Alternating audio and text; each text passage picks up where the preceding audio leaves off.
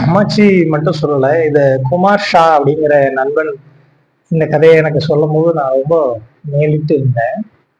இந்த கதை என்னன்னா, ஒரு சிட்டுக்குருவியின் கதை. இந்த கதையில ஒரு சிட்டுக்குருவி கடலை பார்க்க போகுது. கடலை பார்த்து ரசிச்சு, ஆஹா எவ்வளவு பிரம்மாண்டமா இருக்கு அப்படின்னு சொல்லுது. அப்படி பிரம்மாண்டமா இருக்கிற அந்த நிலையில கடல் கிளி அந்த சிட்டுக்குருவிகிட்ட பேசுது.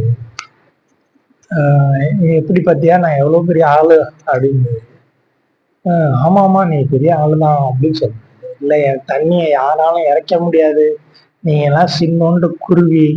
உன்னையெல்லாம் நான் ஒரே இதுல இது பண்ணிருவேன், அடிச்சிருவேன் அப்படின்னு சொல்லுது.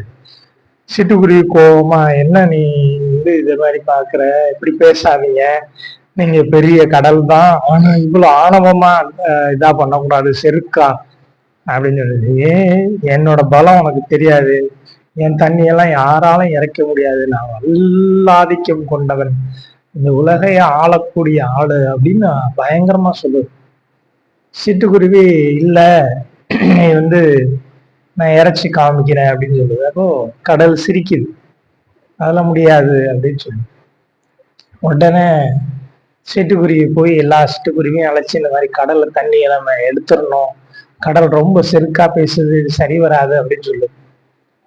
அப்படியா, கடல் வந்து இப்படி சொன்னிச்சா அப்படின்னா அது அப்போ சில குருவிகள்லாம் என்ன சொல்லுது, இல்ல இல்ல கடல் ரொம்ப பெருசு, நம்மளால எல்லாம் முடியாது அப்படிங்குது. இது சொல்லி பார்த்துட்டு வந்துருது, தனிச்சு நிக்குது. இப்போ ஒரே செய்யவுமா முடியாதா அப்படின்னு.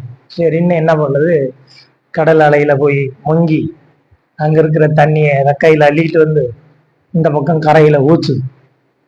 இப்படியே கொஞ்சம் கொஞ்சமா சேர்த்துக்கிட்டு வருது.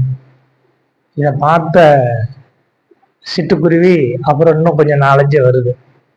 இப்படியே 4-5 10-15 ஆகுது. 10-15 இப்படியே போயிட்டே இருக்கு. வந்து கடற்கரை முழுவதும் சிட்டுக்குருவிகள், ஆயிரக்கணக்கான லட்சக்கணக்கா சிட்டுக்குருவிகள் தண்ணிய நினைச்சு நினைச்சு ஊத்துது.